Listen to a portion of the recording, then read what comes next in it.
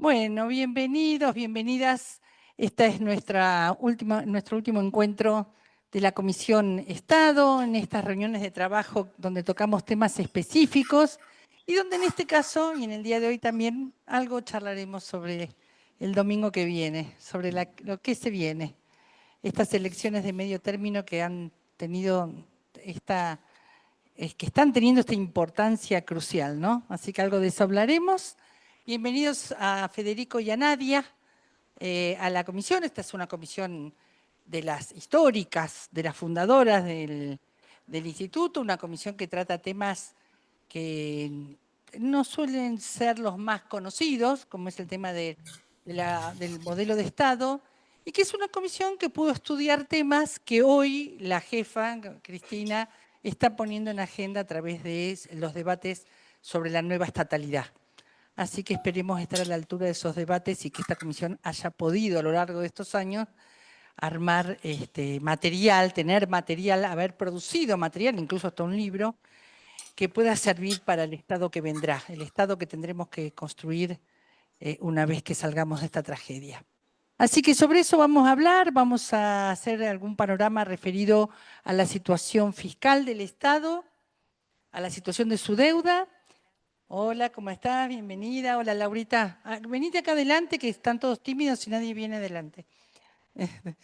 Y vamos a ponerle algo que quizás en esta comisión es una deuda. Vamos a hacerle algún enfoque de género a nuestros temas a través de, en primer lugar, las palabras o los comentarios que nos va a hacer sobre el estado de los números de este país Gustavo Longo, y después nuestra compañera Gabriela Nach nos va a comentar algo que hoy la verdad que es un tema de primer lugar en la agenda por las tragedias que estamos atravesando y que tienen mucho que ver con los discursos de odio y que tienen que ver con la negación de una mirada de género, así que vamos a redoblar la apuesta y vamos a introducir una mirada de género.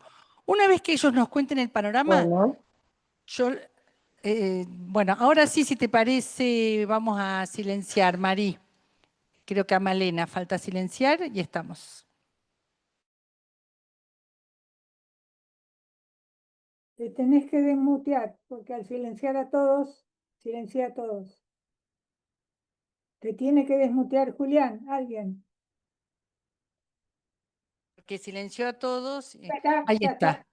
Listo, gracias, Mari.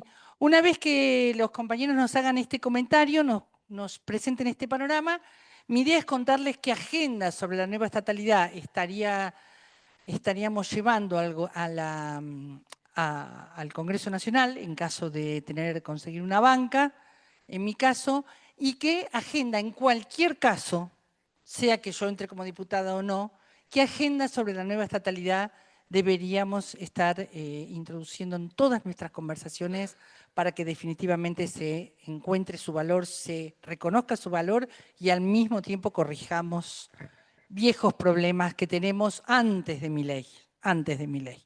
Así que si les parece, empezamos por Gustavo Longo. Gustavo es un viejo integrante de la Comisión de Estado y Administración Pública. Ha estudiado mucho los temas del Estado, es un apasionado de esos temas y también se dedica a los temas de presupuesto público. Así que adelante y no sé cuándo querés que Judith eh, te avisa Gustavo cuando empezás a compartir pantalla, Judith. Bueno, no sé yo lo que intento hacer para esta reunión es, a partir de un análisis que estoy haciendo de lo que es la cuestión fiscal, dejarle un poco el futuro o posible futuro escenario a Claudia para cuando ella elabore sus propuestas sobre la nueva estatalidad, que coincide, es algo que se viene conversando. Nadie sabe muy bien por dónde entrarle, hay que decir la verdad. Hemos recorrido espacios, escuchamos.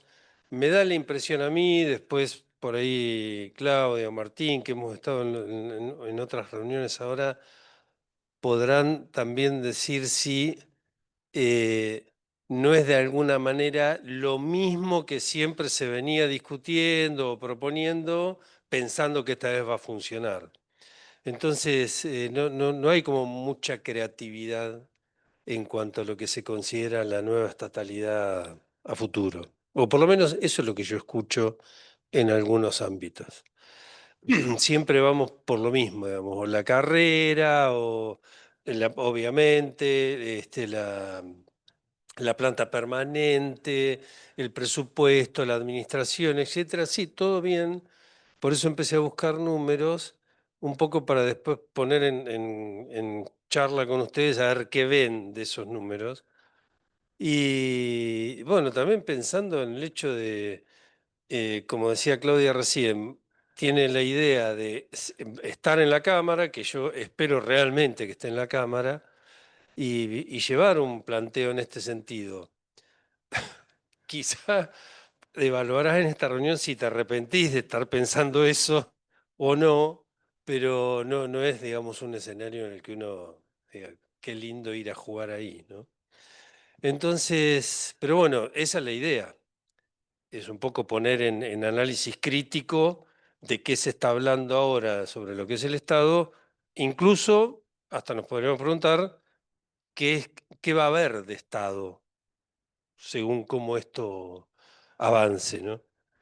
Así que la nueva estatalidad está como discutiéndose todos los días. Yo empecé a hacer estos análisis hará un mes y con un equipo de gente y todo el tiempo estuvimos revisándolos porque va cambiando y cambiando y cambiando y cambiando. Y una cosa que hay que decir es que no hay números realmente seguros en lo que uno mira, y estoy hablando a nivel de información pública, ¿sí?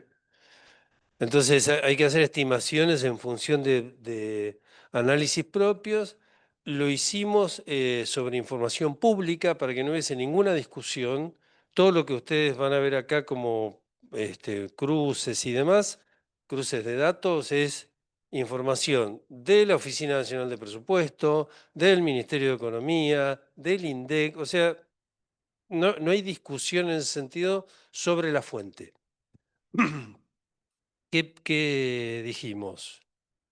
Bueno, miremos de cuántos gobiernos atrás. Tres, tomamos 2016 para acá, hasta diciembre de 2024. En algún caso podíamos ver números de 2025, pero distorsionaban, entonces preferimos hacerlo hasta diciembre de 2024. Y lo que nos interesaba ver, como ahora sí, como objetivo de esto era ¿qué margen de maniobra tenés cuando mirás la estructura de los recursos y el gasto y en dónde te metés para realmente estar pensando en algo que sea transformador? ¿O qué espaldas tenés desde los recursos para pensar en algo transformador? Y eso es lo que queremos después ver en los gráficos. Y entonces desde ahí empecé a hurgar. Digo, ¿en dónde tocas acá? Si vos querés realmente cambiar una política como la que viene ahora, ¿en dónde tocas? ¿Qué posibilidades tenés?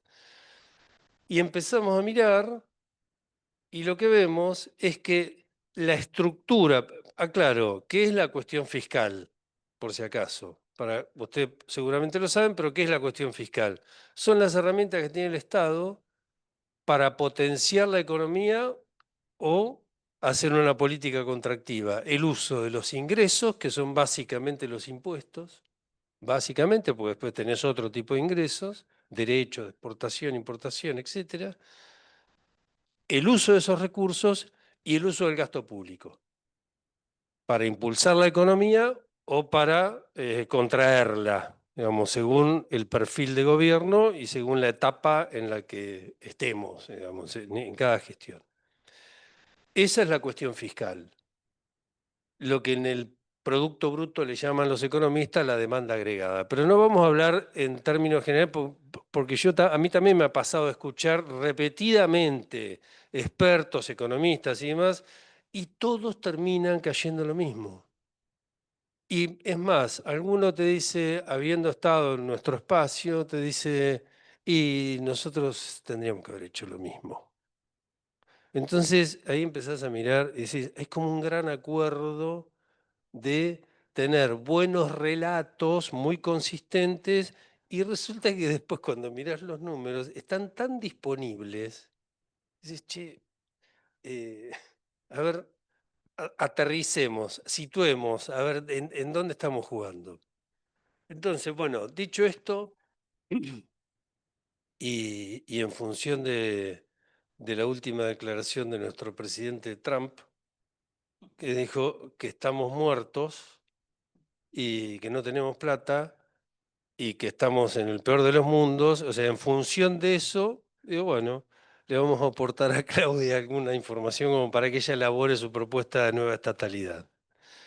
Si querés, Judith, ¿tenés ahí la presentación? Son 4 o 5 cuadros sencillos. ¿Lo pones en modo de presentación? Ahí está, perfecto. Creo que se ve bien, ¿no? Bueno, simple. Estos son los principales componentes del gasto público de la Argentina, desde 2016 hasta el 2025. Obviamente el 2025 cae porque está tomado solamente un semestre. La curva que está por arriba es la seguridad social, o sea, las jubilaciones y pensiones. Ese es el componente más alto del gasto, que en el presupuesto público nacional representa casi el 40% del presupuesto. Y ahora vamos a ver en detalle el sistema previsional. O sea, ya ahí hay un elemento que te está reteniendo alrededor de un 40% de lo que vos podrías tener como recursos para ejecutar en políticas públicas. La segunda, no, perdón, la segunda línea, ahí está, se ve amarilla ahí, son las transferencias corrientes. O sea, hasta el momento no estamos viendo ningún gasto, ningún concepto de gasto que sea manejable por el gobierno. Las jubilaciones ya están definidas y que se liquidan directamente, y las transferencias corrientes. ¿Qué son las transferencias corrientes? La coparticipación en las provincias, los subsidios a la educación, a la salud, subsidios a instituciones públicas y privadas, programas sociales, apoyo a municipios, esos son transferencias corrientes, que en general son las que no le gustan a un ministro de Economía porque en su mayoría se ejecutan de manera directa. O sea, la plata entra y por ley, por una afectación específica que la ley propone, directamente ese gasto se liquida. O sea, ya ahí tenés el otro elemento, es casi más del 50% del presupuesto está fuera de lo que es mi manejo discrecional, como para decir, bueno, saco partidas de ahí y las mando para otro lado. En definitiva, la pelea con las universidades o con otros sectores que tienen que ver con transferencias es menor en términos de lo que es el monto que normalmente forma parte de las transferencias corrientes.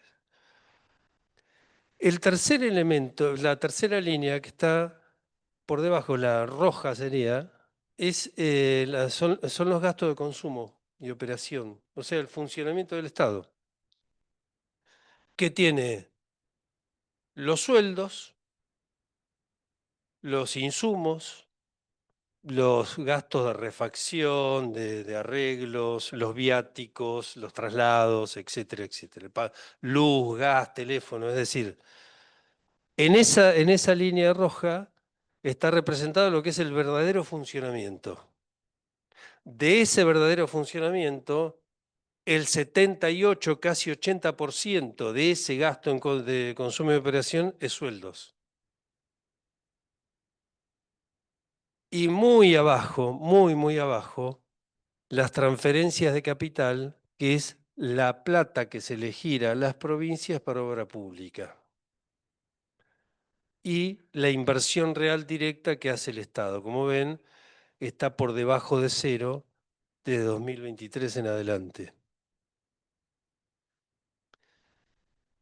Pero también hay una cuestión ahí. Si ustedes miran la forma de las líneas, es relativamente constante a lo largo de los gobiernos, excepto en el primer periodo, que es más alto, pero después va teniendo como una tendencia. O sea, no ven ahí saltos abruptos, excepto el de transferencias corrientes entre 2019, que es donde asume Alberto, y se reactiva lo que es la inversión pública en provincias. Pero si no, venían caídas del gobierno de Macri.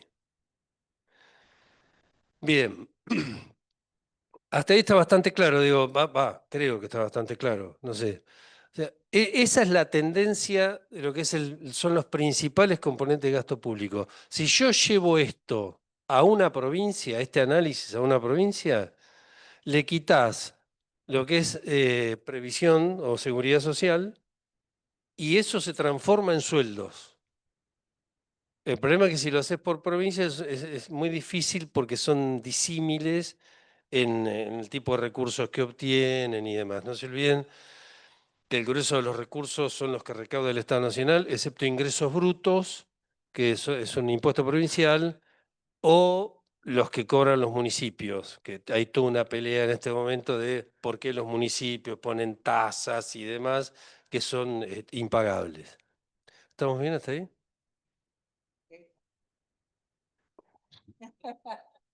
Ya está. Bueno, pasá la otra, Judith, a ver. La que sigue. Esa es la recaudación de impuestos. Impuestos, contribuciones y derechos. Si ven, los componentes siguen manteniéndose en la misma proporción. O sea, no podemos estar discutiendo que hubo políticas diferentes, sino en todo, hubo políticas diferentes, pero nadie puede salir de esa relación. Si ven año por año, la forma de las barras es prácticamente la misma, salvo las contribuciones, por ejemplo, en el caso del 2002, 2001, perdón, 2022, 2021, 2023, porque se aumenta o se mantiene estable lo que es las transferencias a provincias para obra pública y para lo que es coparticipación. Entonces, la coparticipación es la gris. O sea, de lo que entra en ARCA o en la ex AFIP, directo se va la barra azul al funcionamiento de la Administración Pública Nacional. La barra roja se va a la seguridad social. Es la recaudación que va para seguridad social. La gris es la que va para provincias. Ahí está coparticipación, transferencias y demás. No hay variación, en todo caso hay una disminución del tema previsional. Obviamente, ¿por qué? Porque en proporción fue mucho más bajo el monto de jubilaciones. ¿Qué quiero plantear acá? Que en definitiva todo se viene comportando de la misma manera. Y hay como retoques, posibles retoques en determinados rubros, pero no mucho más que eso. Si querés pasar a la otra, Judith, ahí tenemos los ingresos, que son la línea gris que va por el medio. En paralelo, ahí ustedes tienen en la línea azul el endeudamiento que va tomando el Estado periodo por periodo. ¿Por qué es ese endeudamiento? Porque la recaudación no alcanza a cubrir el gasto. Entonces, en periodos, por ejemplo, entre 2016, 2019 o 2000, más claramente 2020, 2023, la obra pública se financió con deuda. O sea, los préstamos internacionales eran para aplicarse en obra pública. Los préstamos internacionales ahora son para cubrir la disparada del dólar. O sea, por eso no hay ejecución de los programas. Porque contablemente en el Estado, los dólares que entran por cualquier vía, incluso por préstamos, se contabilizan como parte de las reservas. Entonces, ese endeudamiento que podría ser virtuoso en términos de aplicarlo a obra pública, aplicarlo a fortalecimiento y demás, en este momento mantiene un comportamiento similar, pero está siendo aplicado a lo que es pago de deuda, pago de intereses y a cubrir el tema de reservas contablemente, que tampoco lo puede cubrir. La otra, Judith, esto es la seguridad social. La línea azul es lo que ingresa y la línea gris es lo que sale.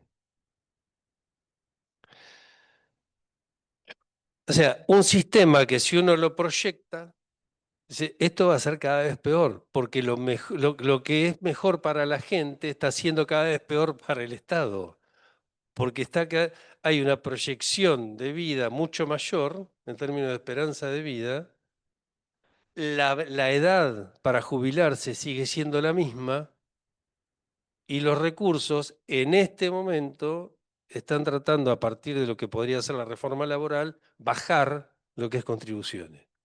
Con lo cual tenés un sistema que andás a ver con qué genialidad se pueda sostener en el futuro. En el 2008, cuando discutíamos esto, decíamos, no, la jubilación no es un sistema de fondo fiduciario en el cual vos depositás y después de 20 años cobrás la jubilación. No, ahora es un derecho, con lo cual no importa dónde sale, hay que pagarlo.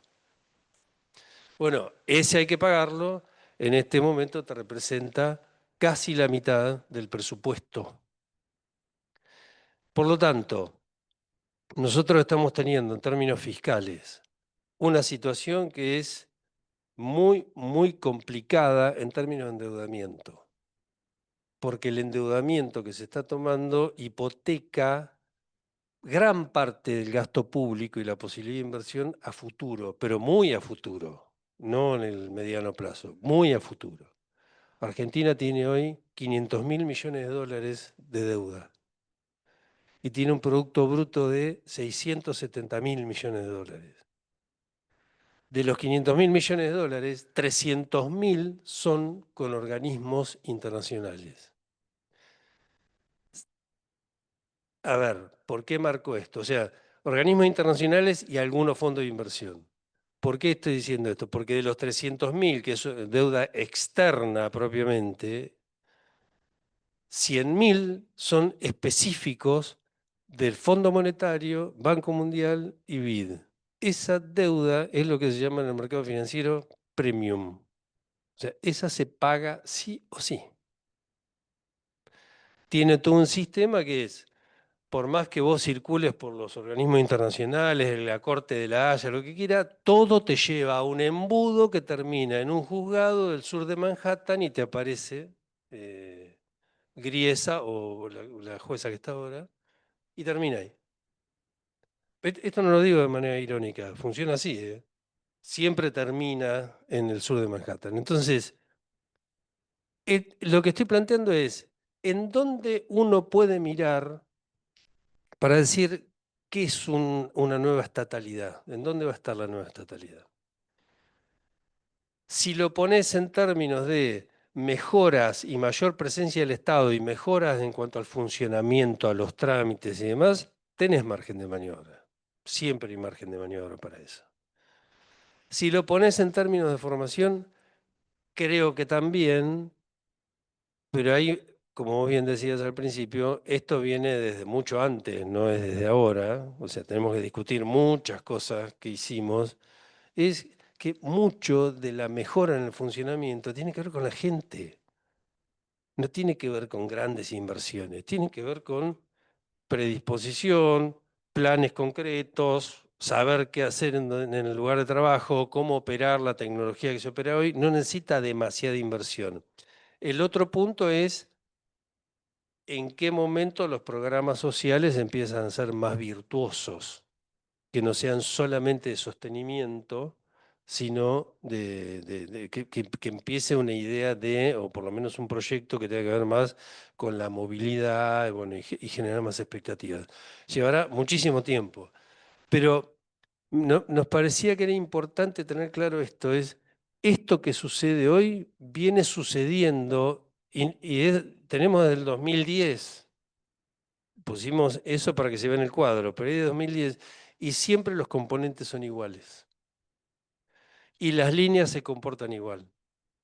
Entonces, hay muy poco margen en términos comparativos, muy poco margen de maniobra para operar políticas públicas concretas que mejoren la calidad en términos de beneficiarios de planes, usuarios y demás.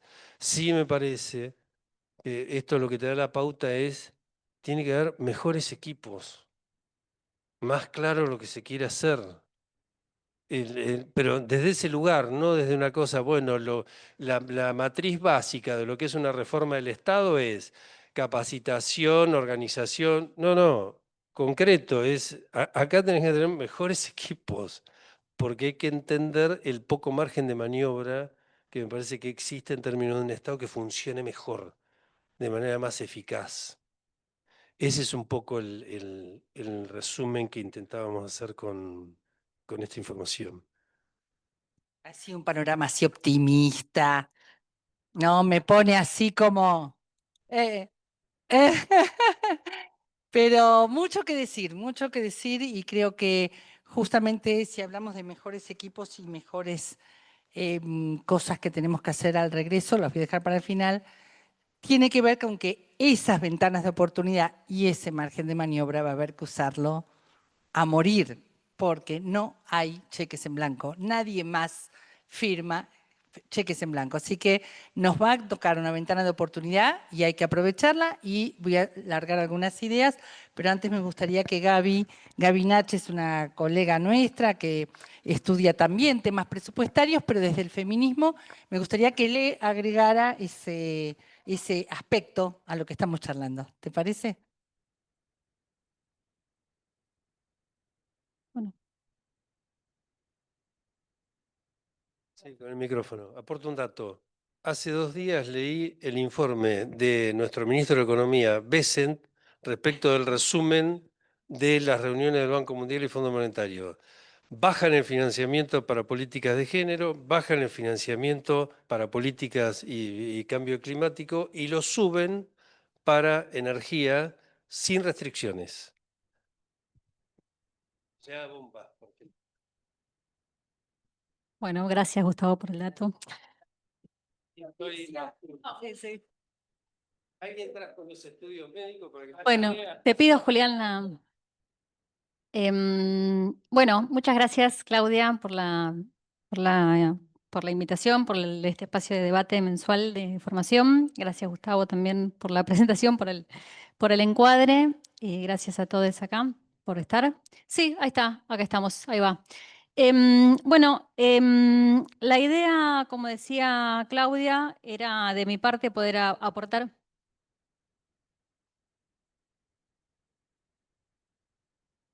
¿Están mirando ahí en el Zoom la presentación? ¿Se puede ver?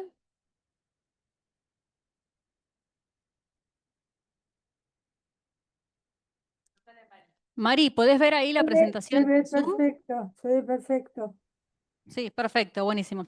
Bueno, bueno, la idea es hacer un aporte desde la perspectiva de la economía feminista sobre todo esto que estamos hablando.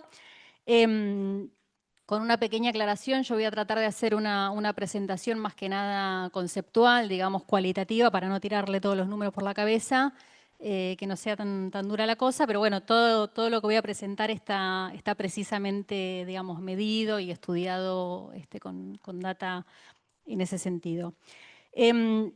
De lo que se trata este aporte básicamente tiene que ver con poner sobre la mesa y poner en el eje la discusión todo lo que trata sobre la economía de cuidado, cómo la forma en la que nos organizamos alrededor de la economía de cuidado genera una desigualdad de género muy grande y cómo las políticas actuales de gobierno de base neoliberal, ahora libertarias, ¿no? Podemos discutir un poco cómo se traslada, cómo se desliza de una cosa a la otra, profundizan esa desigualdad y más que nada se montan sobre esa desigualdad para realizar el cruel ajuste que se está realizando, ¿no?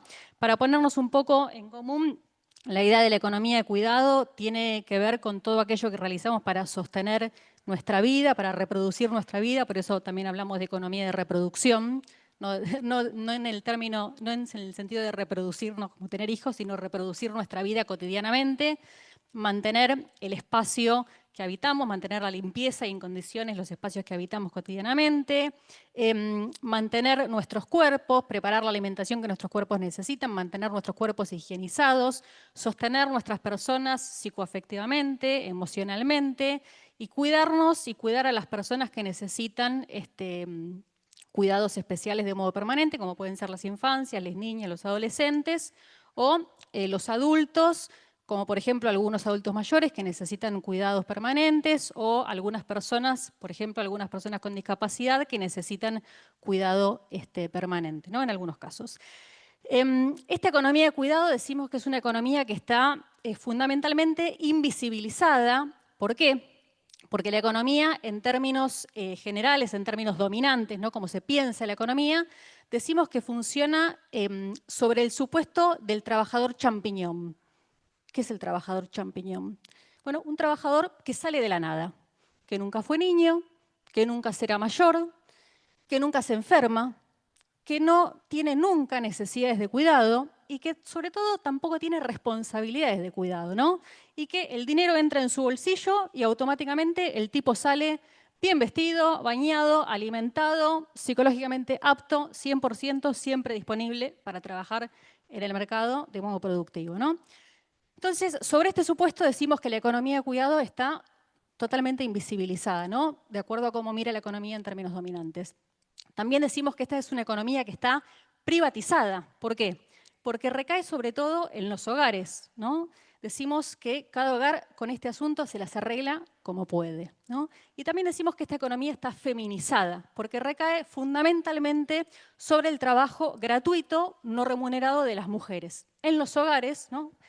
El tiempo de trabajo que requiere esta economía, sobre todo y fundamentalmente, se lleva a cabo por mujeres de modo gratuito, no remunerado, en hogares.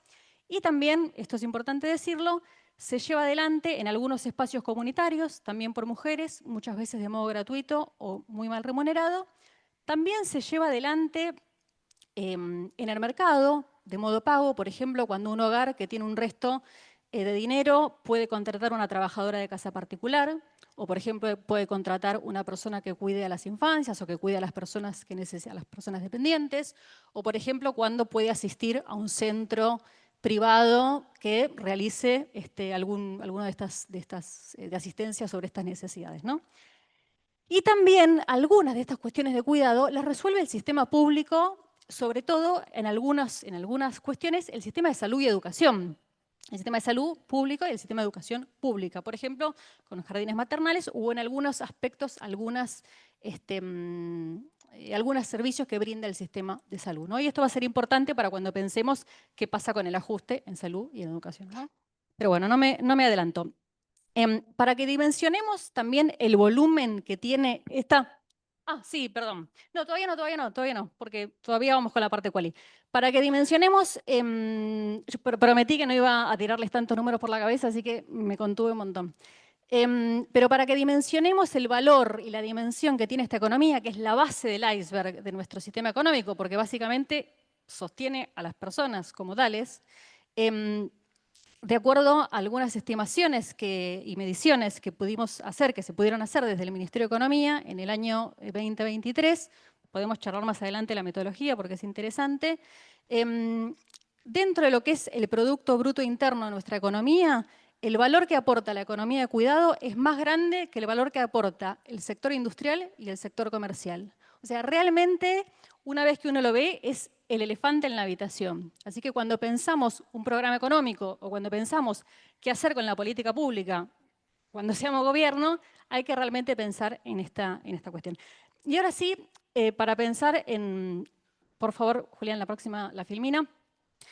Esta enorme sobrecarga de trabajo que tienen las mujeres en el mundo del cuidado no remunerado se traduce directamente en la imposibilidad o dificultad de las mujeres de participar en el trabajo remunerado, es decir, de participar en el empleo, de trabajar a cambio de dinero. Entonces, cuando miramos a la población económicamente activa, vemos que dentro del universo de los varones hay un 70% de varones que participa del empleo.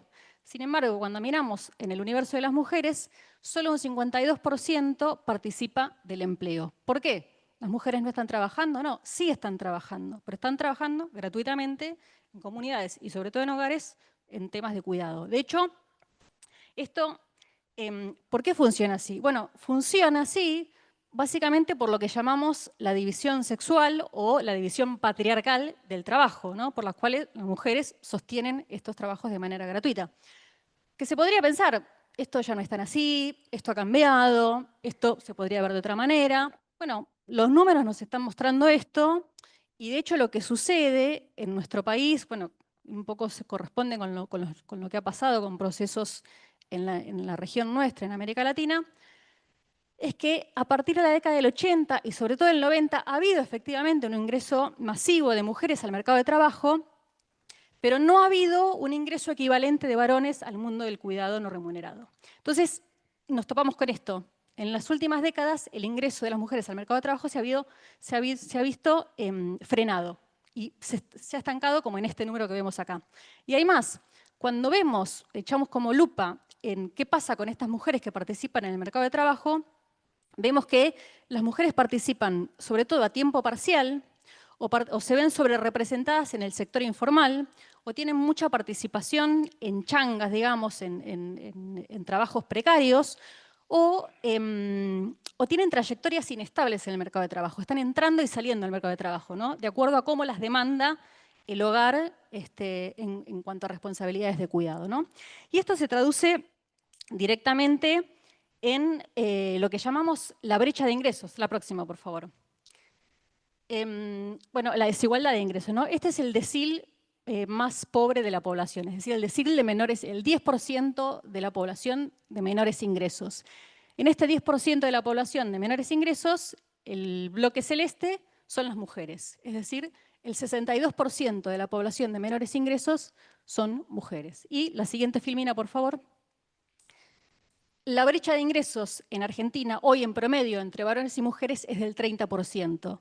Es decir, traducido, que por cada 100.000 pesos en promedio que cobra un varón, una mujer recibe 70.000, ¿no? O dicho de otra manera, lo que un varón obtiene a lo largo de un año de trabajo, una mujer lo obtiene a lo largo de 1 año y 5 meses. Esa es la diferencia económica que hay hoy entre varones y mujeres, producto de esta sobrecarga de cuidado no remunerado, ¿no? Ahora sí, vamos a lo que nos está pasando ahora. ¿Cómo impacta sobre esta estructura desigual, patriarcal, las políticas actuales que estamos viviendo? La próxima, por favor. Bueno, decimos que, como dice el título de esta filmina, hay una segmentación horizontal del mercado de trabajo. Esto significa que cuando las mujeres participan en el mercado de trabajo, participan en el empleo, además participan sobre todo en algunos sectores más que en otros, ¿no es cierto? Y esto tiene que ver un poco con también esta división patriarcal del trabajo se reproduce de alguna manera en el mercado laboral. Las mujeres participan en tareas que se entienden como más feminizadas. Y de hecho, en el sector de la educación hay un 76% de la planta de trabajadores que son mujeres y en el sector de la salud el 72% de la planta de trabajadores en nuestro país son mujeres. Entonces, cuando vemos el ajuste en el sistema de salud y en el sistema educativo que se ve por la reducción de infraestructura, por la reducción de salario real y demás, bueno, las mujeres son fundamentalmente impactadas, en primer lugar, como trabajadoras, ¿no? Pero no solamente, esto también, la próxima, por favor. También, como dice acá, el ajuste en servicios públicos también implica una mayor privatización del cuidado, ¿no? Cosa que recae directamente en los hogares y esto implica mayor trabajo no pago de cuidado sobre las mujeres. Por ejemplo, si vos tenías una sala de atención primaria a 30 minutos de tu casa, resulta que ahora esa sala no funciona más, o tenías un hospital cerca de tu casa que ahora determinadas situaciones ya no las atiende más. Ahora, para llevar a tu vieja, que la tenés que llevar al médico, o a tus hijos, ahora tenés que tomarte un bondi 2 horas y media. Eso implica más tiempo de cuidado, ¿no? O de repente, un jardín maternal que ya no tiene vacantes, bueno, ahora resulta que tenés que cuidar a esos chicos. Bueno, eso implica que ya no podés participar del empleo, eso implica que tenés menos circulante en tu bolsillo, ¿no? Porque esas tareas recaen directamente en los hogares y dentro de los hogares en las mujeres. Así es como el ajuste en salud y en educación directamente recae sobre las espaldas de las mujeres. ¿Cómo? Doblemente, exacto, exacto. Pero también el ajuste implica menos ingresos en los hogares, ¿no? Esto lo estamos viendo, creo que lo vimos todos. Seca nuestros bolsillos, nuestras billeteras, ¿no? Y eso implica que los hogares que tenían un resto, por ejemplo, eso, para contratar una trabajadora de casa particular, para contratar una persona que cuida a los chicos, o para asistir a un centro que de repente le dé terapia a un chico con discapacidad o lo que sea, bueno, eso ya no se puede hacer más. ¿Sobre quién recae ahora esa tarea? Bueno, esa tarea recae nuevamente sobre el hogar, de modo no remunerado, y dentro del hogar sobre la mujer. Más tiempo de trabajo, por lo tanto, menos posible de participar del empleo, pero acá viene la cuestión. Ese mayor tiempo de trabajo no remunerado también implica la pérdida de muchos otros derechos. Primero, tenés menos posibilidad, por ejemplo, de participar políticamente, porque no tenés tiempo. Tenés pobreza de dinero y tenés pobreza de tiempo. Pero por otro lado, esto te expone muchísimo a cualquier tipo de violencia. Porque si vos estás en una changa, cualquiera sea, para conseguir el mango, y estás de repente en tu laburo, tenés una situación de acoso sexual, de acoso laboral, lo que sea, es muy difícil que te puedas correr de ahí, porque estás muy complicada, porque es muy difícil conseguir laburo, porque es muy difícil, como se dice, entre comillas, conciliar la vida laboral con la vida familiar. Frase que se dice como si fuera un problema individual de cada una de las mujeres y no un problema social como realmente lo es. O por ejemplo, si vos tenés poco o nada de circulante en tu bolsillo porque no accedes al empleo o te cuesta mucho accederlo por este mismo problema, estás en una relación de pareja violenta, es muy difícil que puedas correrte de ahí, justamente porque además tenés personas a cargo, es complicada la situación. O de la misma manera, estás expuesta a cualquier tipo de situación en las economías, digamos, ilegales, por la misma situación. Entonces, esta desigualdad económica, que se profundiza brutalmente con el ajuste, también expone a las mujeres a todo tipo de situaciones de violencia, obviamente, dada la estructura patriarcal, a situaciones de violencia de género, ¿no? Ni que hablar cuando se combina esto con el ajuste o el cierre total de programas a contención de mujeres en situación de violencia. Bueno, para ir redondeando, también tener en cuenta que por todo este mismo panorama, en todos los sectores sociales, pero bueno, sobre todo en los sectores de menores ingresos, pero eso se repite en todos los sectores, las mujeres dependen mucho más que los varones de todo lo que son ingresos no laborales. Sea pensiones contributivas, bueno, como de las que hablaba recién Gustavo, pensiones, jubilaciones, pero también transferencias directas. Entonces, por ejemplo, la próxima Filmina, por favor. Por ejemplo, lo que era el potenciar trabajo. El 63% de las personas que recibían el potenciar trabajo, que es el primer circulito, eran mujeres. Pero, y acá viene la cuestión, la mitad de esas mujeres realizaban trabajo de cuidado comunitario. Con lo cual, ese trabajo de cuidado comunitario además estaba sosteniendo a los hogares en los barrios en cuestiones de cuidado. Con lo cual, la destrucción del programa de potenciar trabajo no solamente afectaba a las mujeres que recibían ese programa como beneficiarias, sino además destruyó todo ese sistema de cuidado que estaba sosteniendo a los hogares en los barrios, ¿no? Ni que hablar todo lo que tiene que ver la destrucción de esta cuestión de esta estructura de cuidados con todo lo que hace a la seguridad en los barrios y a la contención frente a cuestiones de economías ilegales y demás, pero bueno, eso ya es otro tema. Por otro lado, la próxima, por favor. La cuestión de las jubilaciones, esto es también, hay miles de números para hablar de esto, pero este es un datito nomás. Lo de los jubilados de la mínima con moratoria, el 75% que habían accedido a la jubilación mínima por moratoria eran mujeres, justamente por esta situación. Sin empleo o empleo informal, bueno, las mujeres no tenían aportes jubilatorios. Hoy en día, más de la mitad de las mujeres tienen 0 aportes jubilatorios. por esta misma cuestión. Bueno, y por último, el próximo, por favor. También la cuestión del desempleo, ¿no? El último dato que tenemos de desempleo, que es de mitad de año, el desempleo en general es del 7, el índice de desempleo general es del 7,6%. Sin embargo, cuando miramos ese mismo índice en mujeres menores de 30 años, ese índice es del 16,9%, ¿no? Justamente por esta cuestión de que una no tiene todo el tiempo disponible para buscar un empleo de lunes a sábado de 6, de 8 horas, porque hay que conciliar con las responsabilidades de cuidado, ¿no? Para cerrar entonces, decir que estas políticas, digamos, no es que se reduce el presupuesto y listo, y esto es un efecto no deseado. Estas políticas actuales, o sea, son un proyecto civilizatorio que activamente promueven la individuación y la privatización de la responsabilidad sobre el cuidado de la vida, ¿no? Y además, el ajuste necesita de este cuidado no remunerado de las mujeres. El ajuste se cierra sobre el cuidado de trabajo no remunerado de las mujeres y se cierra de modo privado en los hogares. Y esto de alguna manera silencia el conflicto social al hacerse de modo privado, ¿no? Ahí es donde aparece el movimiento feminista de decir, bueno, esto no es un asunto privado, esto es un asunto social, ¿no? Esta frase de lo personal es político. Así que, en contraste a esta perspectiva, la última filmina, por favor. Lo que decimos es que, bueno, una cuestión, la igualdad de género, y considerando también la responsabilidad social por el cuidado de la vida, es un asunto de justicia social. Así que eso, muchas gracias. Aprovechamos y los aplaudimos a los dos. Los aplaudimos a los dos porque la verdad me sale un primer comentario antes de los comentarios que quiero hacer. ¿Qué cuadros tiene el peronismo? ¿Qué cuadros tiene el Campo Nacional y Popular? Yo a veces pienso que una de las cosas, cuando Gustavo hablaba de ir por los mejores equipos, la verdad que yo pienso que tenemos que ir por las mejores convocatorias. Yo lo dije en un artículo que les compartí, donde hablo del Estado nuestro, del Estado que tendrá que venir con nuestra impronta. Es un Estado que tiene que dejar de lado, de parte de la dirigencia política, el gestionar con los propios, el gestionar con los que vienen de mi propia agrupación, a los que les pago haber sido parte militante de mi agrupación.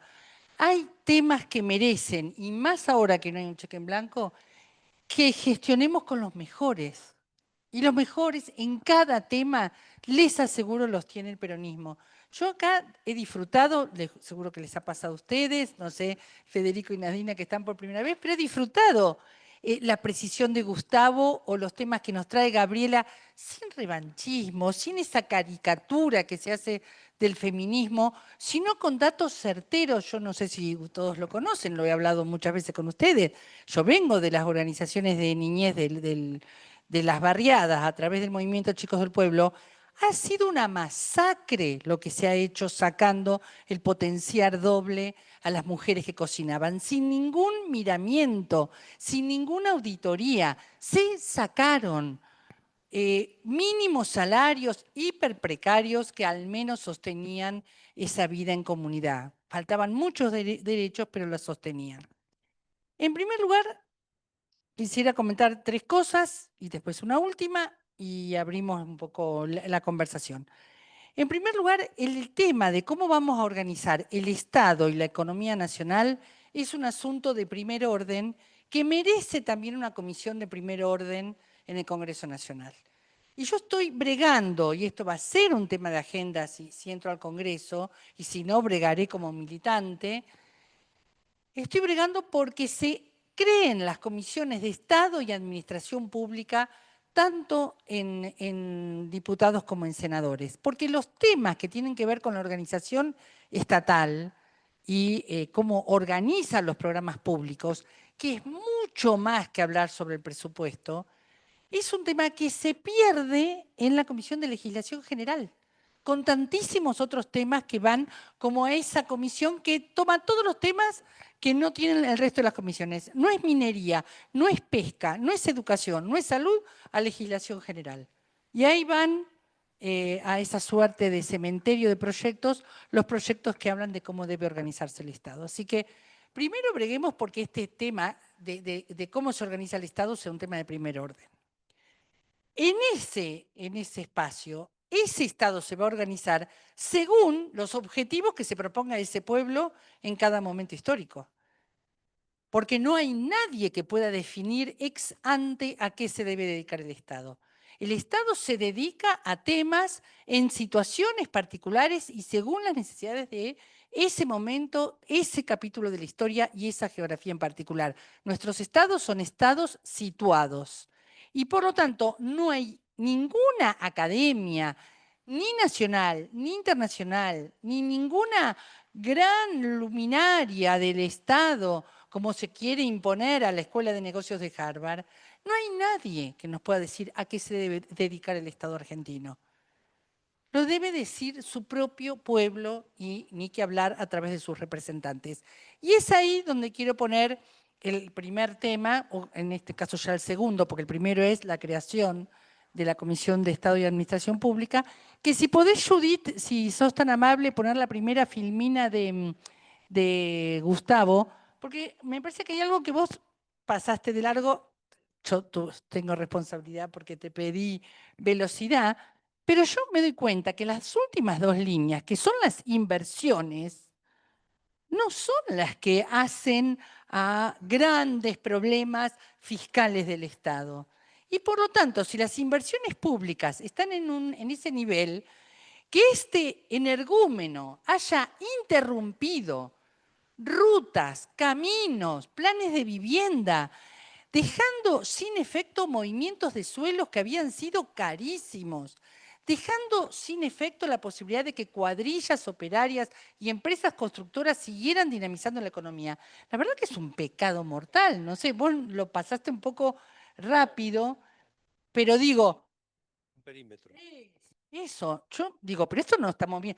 Aquello que él anunció con bombos y platillos, en realidad no estaba moviendo el amperímetro, que es la inversión directa, la inversión en obra pública, que genera un juego que golpea a tres bandas. Golpean el empleo directo y en la posibilidad de que haya empresas que convoquen a trabajadores. Golpean la posibilidad de que los limones de Tucumán, el litio, Vaca Muerta, etcétera, etcétera, tengan mejores caminos, más vías de salida, más capacidad para circular como economías regionales en la economía de escala, ¿no? En la economía que incluso se exporta. Y además de este empleo directo y de la creación de infraestructura, resulta evidente que esa circulación de dinero que generan estas inversiones va a golpear también sobre el trabajador excluido, también sobre el trabajador precarizado y también sobre las familias que hoy cargan con todo el peso del cuidado y con todo el peso de no conseguir trabajo. Entonces, la verdad que me parece que hizo, en nombre de una propaganda tonta que quiso hacer, la verdad que tocó donde ni siquiera resuelve, ni siquiera cumple con su propio proyecto. No sé si estoy diciendo bien. Bien, bueno, estoy aprobado acá por mi asesor Longo. Gracias, Judith. Gracias. Así que, margen de maniobra, poco, mucho hay. Y seguro que la Seguridad Social, a través de su fondo de garantía, ¿no? A través de su fondo de garantía, también tendrá que tener las mejores cabezas pensando dónde invertir ese dinero y dónde hacer que ese dinero sea productivo en materia de infraestructura y en materia también de promoción del cuidado, de promoción de bienestar social en los barrios, que permitan una circulación de dinero. Ustedes no saben la importancia que tenían, no sé si todos lo conocen de primera mano, yo sí, la importancia que tenía cada vez que cobraban nuestros compañeros educadores populares en las casitas del niño, en los hogarcitos, en los comedores, la importancia que tenía para los almaceneros de barrio que lo estaban esperando a ese cobro, a ese pequeño comerciante que estaba a la espera de ese dinero que se inyectaba todos los meses a la economía. Así que la verdad, creo que margen de maniobra hay, siempre y cuando nos asumamos el desafío de traer a las mejores cabezas a pensar cada tema, siempre y cuando pensemos que el Estado se planifica y se organiza en consecuencia. Ahora, ese plan no es un plan que se escribe una vez y se entrega un libro blanco. Es un plan que se escribe y se reescribe a partir de lo que está pasando y que se escribe para una sociedad que no tiene margen de tolerancia. No nos va a tolerar, no nos va a firmar ningún cheque en blanco. Dice, a ver, última oportunidad, a ver qué hacen con este despelote. Y ahí estaremos jugándonos algo que casi tiene que ser un plan de precisión. Quiero entrar en esta idea del plan de precisión para comprender que tenemos que afinar mucho la puntería de lo que vamos a hacer. Y allí, vuelvo a insistir, habrá que dejar de lado tensiones, que si Axel, que si Cristina, que si este grupo, si aquel grupo, llamemos a los mejores en cada caso. ¿Cómo? Un plan quirúrgico, dice la compañera, un plan de precisión, un plan quirúrgico. Y en ese sentido me parece que retomar las grandes inversiones y la deuda para la inversión en desarrollo y tomar nuestros talentos, nuestras capacidades en energía nuclear, en energía satelital, en comunicaciones, puede llegar a ser, tal como apostó Cristina en su último tiempo, como hizo la apuesta a ciencia y tecnología, otra vez un espacio que nos puede dar muchísimo margen para un Estado que en definitiva ponga la energía en aquellos áreas que lo tiene que poner. Último comentario. Creo que hay que hablar de los temas de siempre y de nuevos temas en la organización estatal. El trabajador estatal necesita contar a través de un diálogo paritario con una trayectoria pública que lo jerarquice, que lo profesionalice y que en definitiva lo vuelva a ser ese trabajador prestigioso que fue en la primera mitad del siglo XX. Y para eso seguro que los escalafones clásicos no sirven. Ya están estudiados, están propuestos, está propuesto por esta comisión Estado una trayectoria horizontal donde el trabajador se promueve a partir de su capacitación y a partir de su trabajo en equipo, no necesariamente tomando funciones ejecutivas verticales, no porque asuma una dirección, no porque asuma una jefatura de departamento, sino porque le aporta al equipo, se promueve. Siempre lo comentamos con Martín Castilla, que el último estatuto del personal de salud de la provincia de Buenos Aires ya trae estas novedades, pero no se han terminado de difundir lo suficiente y se sigue creyendo que el trabajador estatal solo avanza si crece en forma vertical hacia arriba, ocupando jefaturas de departamento, ocupando jefaturas de dirección, mientras sus 40 compañeros, los 40 compañeros de esa dirección se quedan sin carrera. Donde además el funcionario que llegue tendrá que definitivamente mapear las inequidades salariales con las que se va a encontrar, mapear los trabajadores precarizados que tienen su propio lugar para ir hacia esas paritarias con un plan de regularización. Y habrá que hablar en el gabinete de las inequidades entre ministerios y organismos, definitivamente.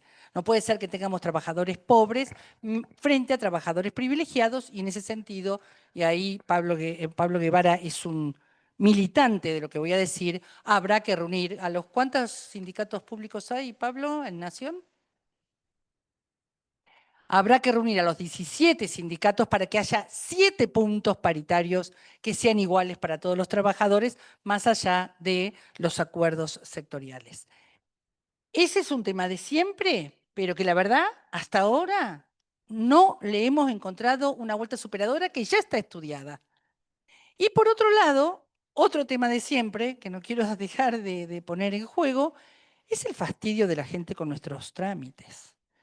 Es el fastidio de la tardanza de las habilitaciones, la tardanza de conseguir la persona jurídica o el certificado de vigencia de la persona jurídica, una cantidad de trámites que nos hemos demostrado a nosotros mismos, sobre todo en la pandemia, pero previamente con la emisión de pasaportes y documentos y también con la asignación universal por hijo, que somos capaces de hacer trámites rápidos y bien.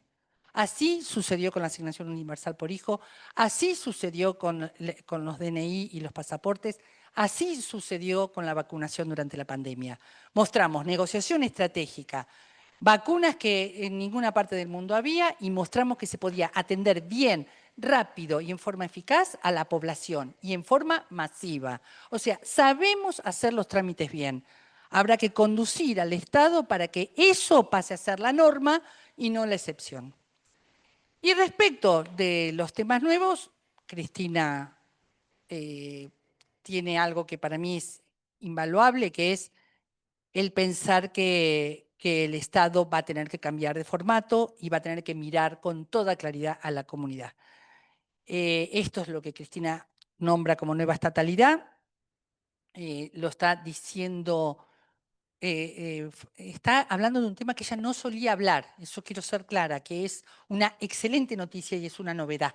Cristina lo puso en la conversación y lo trajo al tema de la nueva estatalidad con la idea de que hay muchas cosas que la comunidad organizada puede hacer cuando el Estado lo apoya. Me refiero, por ejemplo, a los sistemas de cuidado, donde las casas del niño, los hogares de pibes comunitarios, de casas de puertas abiertas, los jardines comunitarios han demostrado ser mucho, pero muchísimo más eficaces, muchísimo más cálidos, muchísimo más situados que estos mismos servicios brindados directamente por el Estado. Con lo cual, esto de conveniar con una comunidad que se organiza la provisión de algunos servicios está para mí entre los temas novedosos. Habrá otros que se le ocurrirán a ustedes. Yo lo que voy a militar, si ustedes me acompañan, es el tema del Estado como un tema específico, como un tema que necesita reunir a los mejores por fuera de todas nuestras bandas internas, que en un sistema de reparto de áreas por agrupación y no por capacidades y por conocimiento de los temas. Acá va a haber que hacer un gran acuerdo paritario, tanto a nivel al interior del Estado como paritarias y acuerdos gremiales con los sindicatos más ligados al desarrollo, como gran tema a partir de la inversión pública, en una, digamos, retomando viejos preceptos de Keynes para el siglo XXI, ¿no? El Estado como quien puede motorizar la economía. Así que esto es lo que voy a militar y esto es lo que voy a llevar a la Cámara si damos el batacazo y entran por lo menos 20 diputados. Ahí estaré este domingo. Así que estos eran los temas que quería charlar con ustedes. Esta les cuento y pido disculpas a los compañeros nuevos. Esta es nuestra última reunión del año. Luego seguramente los seguiremos invitando a actividades del Estado, pero no quería, perdón, a actividades del Instituto Patria y a su peña de fin de año, pero no quería dejar de charlar con ustedes los temas que llevaríamos de esta comisión a un futuro Congreso Nacional. Seguro que Horacio tiene otros temas que me va a comentar, seguro que varios de ustedes tendrán otros temas. En todo caso, abrimos un ratito la palabra, damos 2 o 3 palabras allí en el Zoom, a los compañeros que quieren aportar por Zoom, y aquí, como una suerte de cierre de nuestro trabajo, en la línea de que este trabajo se tiene que traducir en militancia política y militancia legislativa por lo pronto. Y en el 2027 seguramente se traducirá, esperemos, en gestión de lo público. Esa es la idea. Así que quienes quieran comentar algo, me gustaría que Martín, Pablo, algún comentario hicieran, también Horacio, Paulita, perdón que siempre les insisto a ustedes, pero quienes quieran hacer un aporte, es el momento.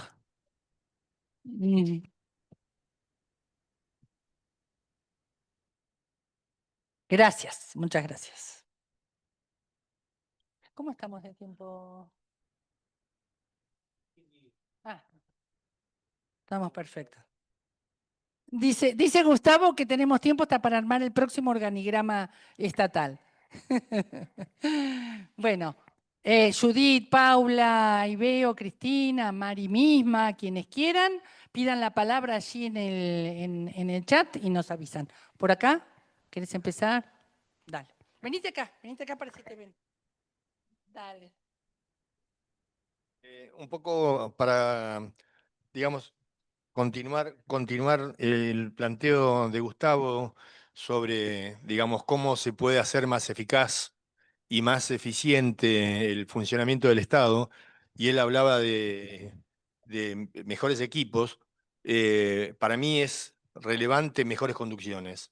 Y las mejores conducciones, porque los equipos, digamos, en la experiencia mínima que yo tengo de gestión en el Estado, los equipos están. Sí. Y los equipos están a la expectativa de que uno los conduzca. Y si nosotros tenemos una política adecuada y tenemos gestores adecuados de esa política, los equipos estatales van a responder de la mejor forma. Yo insisto, soy un viejo choto. Eso no lo grabemos. Eso no se graba. Y bueno, y en todos los ámbitos en los que me tocó trabajar, siempre pasó lo mismo. Siempre pasó que las mejores cosas que uno podía aportar desde el lugar en el que trabajaba, la traían los compañeros que trabajaban con uno. Entonces, me parece que más que equipos es conducción. Sí, gracias, Martín. Gracias, Martín, porque pusiste un acento en algo que suelo poner el acento y esta vez no. Así que gracias por traer ese acento. Las capacidades que más vamos a tener que sumar son de conducción y de conducción política. Y sobre todo trayendo la frase de Cristina, cabeza, corazón y coraje, porque coraje está faltando para firmar, para transformar. Así que gracias por traer ese aporte. Por allí, Mari, ¿hay alguien que esté pidiendo la palabra? Paula, adelante, Paulita.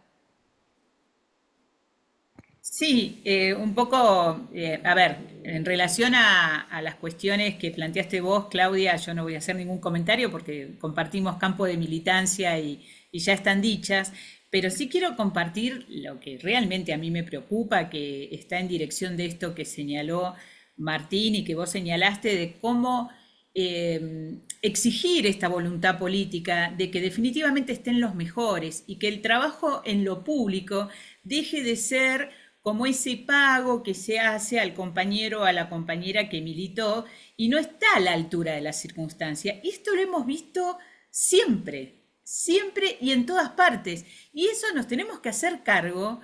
Es parte de una práctica política enquistada en nuestro propio espacio. La verdad desconozco otros espacios, pero nuestro espacio es práctica. Entonces, ¿cómo no ser ofensivo? ¿Cómo establecer un estándar de que los lugares de conducción sean de quienes realmente están a la altura de la conducción? Porque si no, por ahí hay un conductor del espacio político y después recae lo que es la gestión en un director de línea que no tiene la decisión política. Y ahí es donde se empieza a desbalancear, digamos, lo que es esperable de una dirección o de una subsecretaría o de cualquier espacio. Yo de esto creo que en vistas de acá al 2027, claramente yo quiero que esto termine mañana, pero pensando de acá al 2027, creo que es un debate que nos debemos dar y que hay que hablarlo y que hay que mencionarlo y que hay que ponerlo sobre la mesa. Porque si no, vamos a volver un poco, y, lamentablemente, porque hay compañeros que siguen concibiendo la conducción política y la práctica política de una forma medio prendaria, ¿no? Como que te regalo la dirección o te regalo la subsecretaría y no está bueno para nada. Muchas gracias, muchas gracias. Muy clara. ¿Por aquí? ¿Quién más? Horacio, venite acá si te ven los compañeros. Bueno, como siempre, primero gracias porque nos vamos así hinchados, muy nutridos de todo lo que escuchamos acá. Me quedé pensando lo muy interesante esta propuesta, una comisión de Estado y Administración Pública. Me pareció muy novedoso, transgresor, pero además, pensándolo un poco, es de sentido común. Es una respuesta frente a un personaje que dice ser el topo que viene a destruir el Estado. Y lo dice sin que como sociedad casi nos escandalicemos, y ahí es a donde quiero ir, porque eso que incluso transgrede, yo creo, hasta preceptos del Código Penal, es un escándalo. Sin embargo, se lo ha tomado casi como un nuevo sentido común, donde se puede decir y proponer cualquier cosa. Y yo recuerdo años y meses trabajando en este ámbito, con la cuestión de libertad de expresión, discursos de odio y la comunicación. Entonces, me parecería muy importante, si se pudiera, así como esta comisión que propones, Claudia, volver a los viejos postulados de lo que fue tan revolucionario, pero tan importante en su momento como fue la ley de servicio de comunicación audiovisual, la ley de medios, o sea, comunicación y derechos humanos. ¿Y por qué?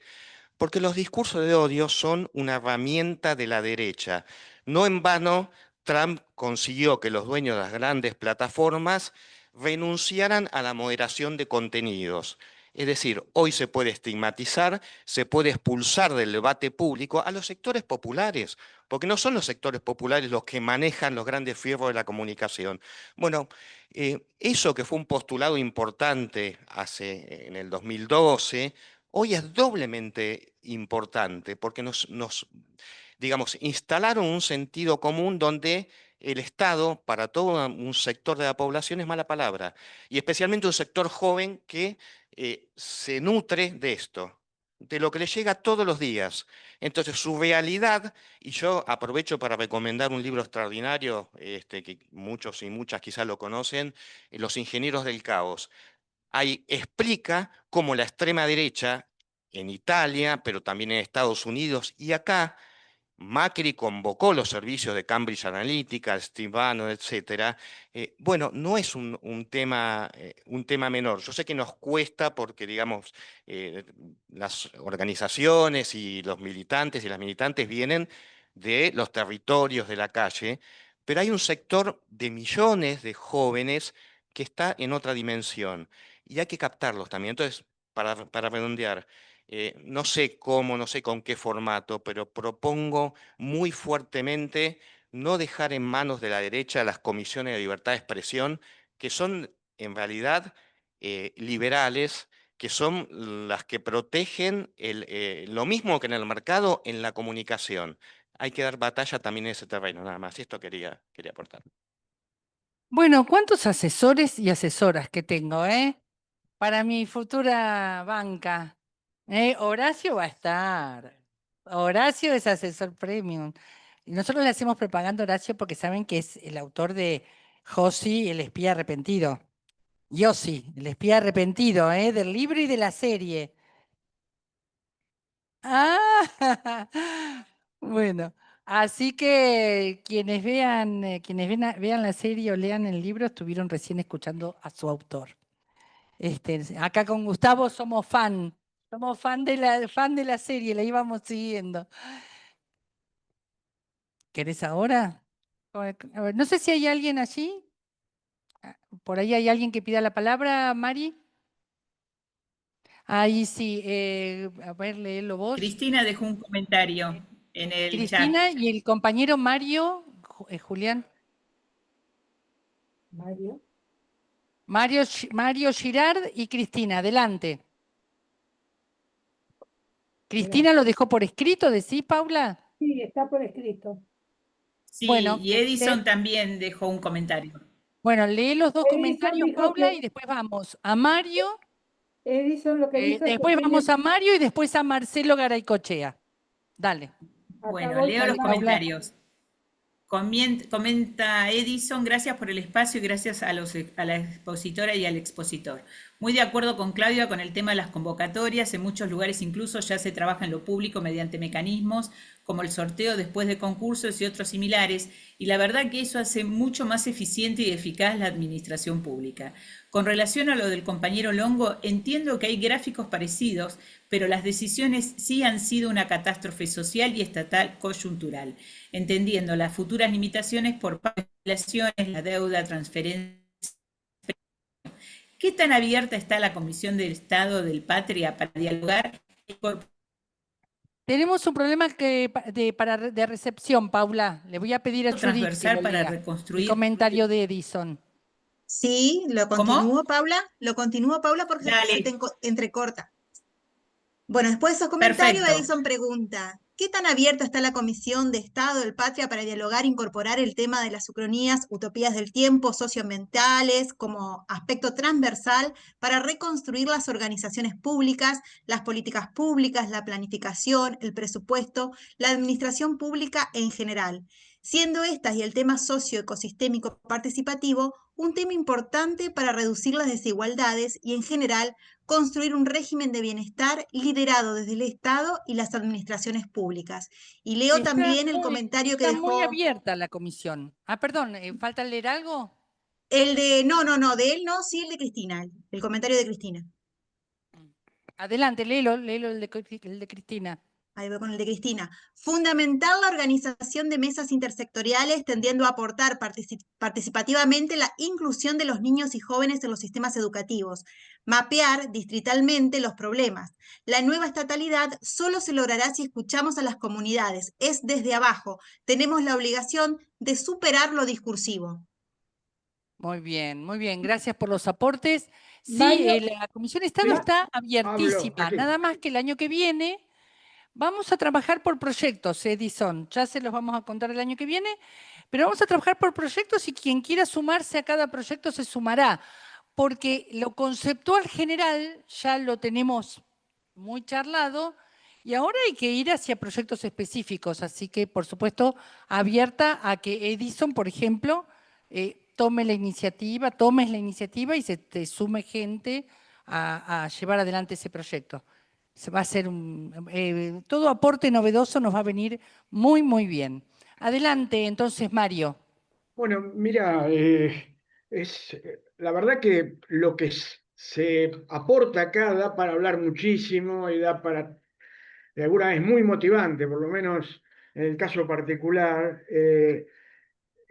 Yo trabajé siempre en temas de organización, análisis funcional, inteligencia funcional en organizaciones básicamente privadas y en una oportunidad, Techín, Bunge y muchos otros lugares.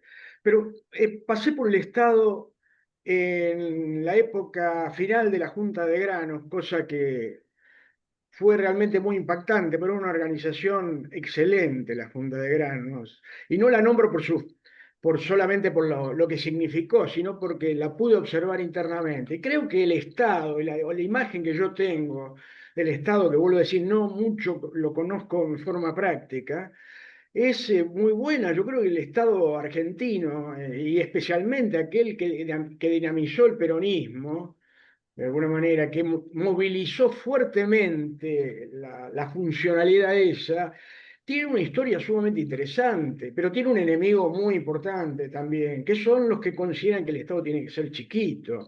Entonces, yo creo que acá básicamente hay que tener un claro enfoque de planeamiento estratégico respecto a la funcionalidad, bajo la concepción integral de un planeamiento estratégico e integrado, para en el momento, para tratar de trabajar sobre eso y en el momento que se va a desembarcar en el Estado, tener armado toda esa estructura fundamentalmente de los ministerios y de las instituciones que traccionan las actividades, especialmente aquellas que tienen mucho que ver con la ciencia, la técnica y su vínculo con la industria. Esto para mí es fundamental. No. Bien, Yo Mario. creo que ya hay que trabajar sobre eso.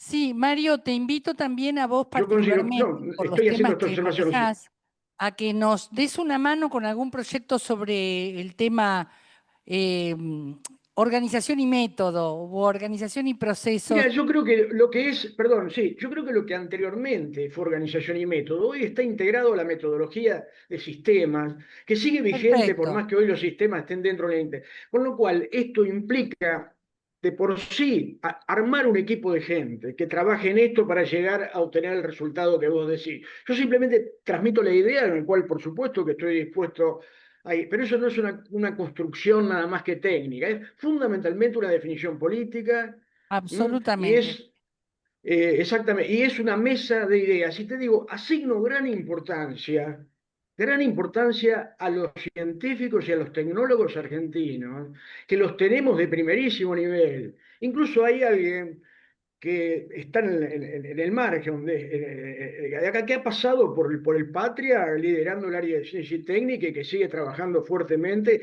y me estoy refiriendo a Eduardo Borkin, por ejemplo, ¿no? De alguna Compañero, manera por el vamos a trabajo. pasarle la palabra a los demás, si te No, está parece. bien, simplemente te comentaba esto. Sí, pero desde ya, muy particularmente y enfáticamente te invito a que el año que viene podamos tener un proyecto sobre estos temas. Conocemos mucho a Eduardo Dworkin, conocemos mucho lo que la tecnología argentina puede ser, pero aplicada al Estado y a la gestión estatal, quisiéramos estudiarla desde nuestra comisión y te Bueno, invitamos muy especialmente a estar en ese proyecto. por lo menos la idea te la planteo. Es cuestión de trabajar e integrar gente en esto, ¿no? Sí, sí, ojalá que haya compañeros y compañeras que se sumen. Nosotros lo vamos a proponer, pero coincido con vos en tu ejemplo de la Junta Nacional de Granos, que el Estado se puede organizar muy, pero muy bien. Excelente. Es cuestión de ponerse manos a la obra. Bien, vamos con Marcelo Goicochea, Garaycochea. A ver, Garaycochea. Adelante. Es que no le di audio. Ha vuelto. Espera que te está dando. Que se reactive el audio. Podés reactivar tu audio. Ahí va. Que hable. No te escuchamos, Marcelo. Estás desmuteado, pero no te escuchamos. ¿Será algo de tu auricular? No. No, no. A ver, saca el auricular a ver si ahí te escuchamos. ¿Me escucha? Sí, Ahora sí, ahora sí. ¿Está escuchando? Sí, perfecto. adelante. Te escuchamos perfecto, Marcelo. Necesitas hablar vos. No me escuchan. Ah. ¿Ahora? Habla. Sí, ¿Ahora? sí. Ahora bien. Bien. Buenas tardes a todos. Hola Claudia, ¿cómo te va? Desde Rosario.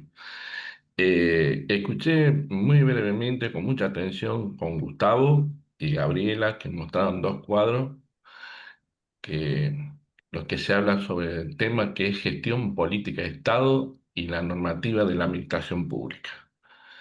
Yo tengo un cuadro que realmente estaba escuchando también los invitados.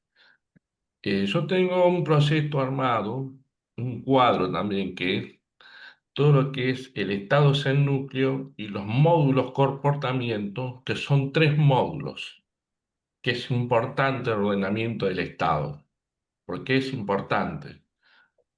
Los que acaba de escuchar a Gustavo Longo, los problemas muy serios, profundos de la deuda, escuché las voces de ustedes, no saben cómo vamos a determinar y eso lo tenemos que ordenar. Primero que todo es ordenar el Estado, tener como si fuera una disciplina, es decir, de un núcleo a los tres módulos. El primer módulo es el orden y disciplina. Orden y disciplina. El segundo módulo es la organización y métodos. Y el tercer módulo es la legalidad y legitimidad. Esto es lo que tenemos que mostrar el Estado.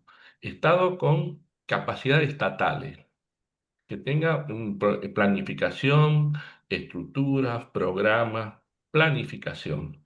Yo eso lo tengo. Eso lo vamos a discutir para el próximo año. Me gustaría discutirlo con la presencia ahí en Buenos Aires. Puedo llevar los elementos y ahí discutir todo este tema, porque vamos a ver qué va a suceder ahora. A mí me preocupa mucho la deuda, que lo acaba de escuchar a Gustavo. Muy, muy, muy, muy complicado está este tema. No sé lo que vamos a pasar. La deuda de cada vez más los intereses, los punitorios que va subiendo. Los problemas que se van a dar la aproximación, las provincias. Esto cada vez más se va viendo. Yo, como el caso de Gustavo, lo estuve viendo los lunes que Compañero, vengo. vamos cerrando.